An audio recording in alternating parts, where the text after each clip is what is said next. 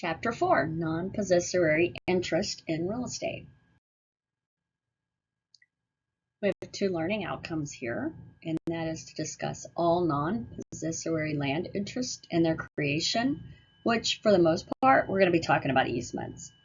And then to understand the circumstances in which non-possessory land interests are unnecessary. So let's start with easements, and we're going to talk about several types of easements. So you're going to read about all of these. I'm just going to define about 5 of them, the main ones. And that is easement appurtenant. And this is that attaches to or benefits a particular tract of land. And generally, these are used for access. So we think about a driveway to get to a property. An easement in gross is not created to benefit any particular tract of land. This is usually an easement that's created for public utilities. So a public utility has an easement. It is an easement at gross. These are held in common law, and they're not freely transferable. So if I have a utility easement on my property and I sell my property, that is still the utility company's easement. It doesn't go to the new property. There's an affirmative easement, which is the right to use another's property as means of aggression or egress and ingress. And then there's a negative easement, which is restriction prohibiting certain use of property.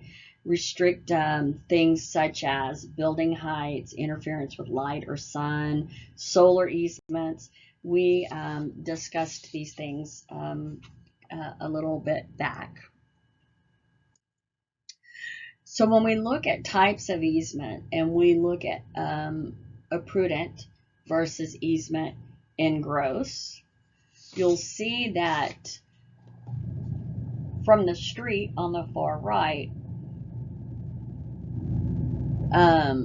property owner C, to get to their property, has to go through B&A's property, which is creating an easement there. So that's where they're saying, okay, C is allowed to go across our property in order to access theirs.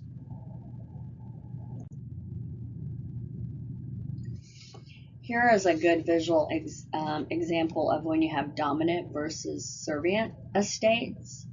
You'll see that if landowner A is the dominant tenant, well, to get to A, he has to go through B. So that makes B the servient tenant.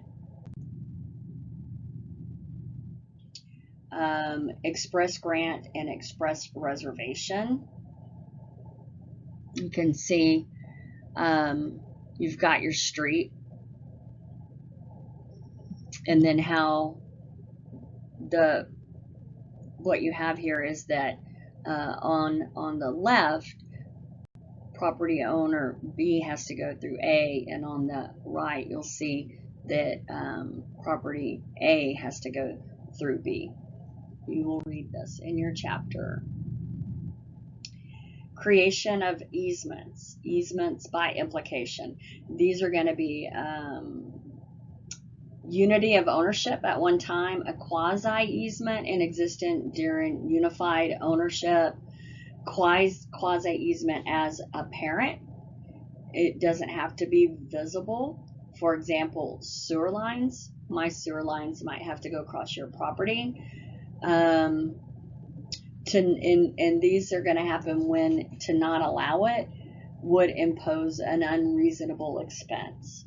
So the court's going to view that if someone says, no, you can't go across my property, but I can prove in order to go all the way around and to miss your property, it's an unreasonable expense, they're going to rule in my favor. There are easements by necessity. And this would be in some of the pictures we've seen, to not allow the easement would mean that you couldn't, it would make that dominant easement unusable. The creation of an easement by prescription, it's usually for a prescriptive period of time. Use must be adverse, and it must be continuous and exclusive. Stopping a prescriptive easement would happen by putting up a fence with a lock. You can put up warning signs, you can notify law enforcement officials, obtain a court injunction, or you could just give permission, but make sure that you document all of this. The scope and extent of easements. Express easements. Want to make sure we have the proper interpretation of language, the rule of reason, why we have the express easement, general interpretations, and glean parties' intent. Prescriptive easements, we want to make sure that we have the scope and extent controlled by use made during the prescriptive period. Private prescriptive use does not allow commercial use unless commercial use is made for another prescriptive period. The implication is going to be the scope and extent with normal development of the property.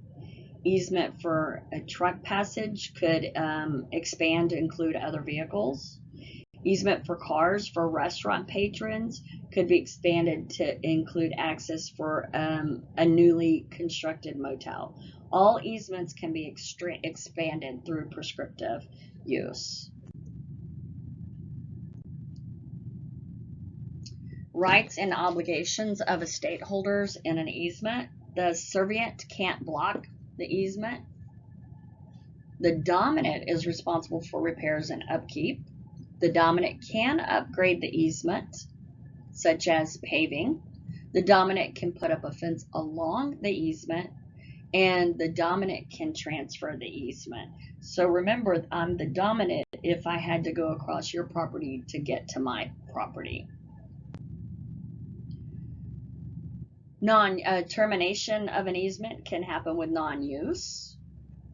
So if it's abandoned, and if the need for the easement is no longer exists.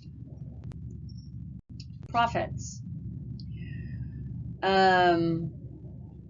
These are easements with a right of removal. They have access to land for the removal of water, minerals, rocks, soil, and timber. So there's a profit being made on why they're accessing the land. Licenses is the right to use another's land that is not an interest in real property. A license is a privilege, can be revoked at any time. It cannot be passed to another. A lot of football teams do refer to season tickets as a license. So, I own that seat. I'm using air quotes.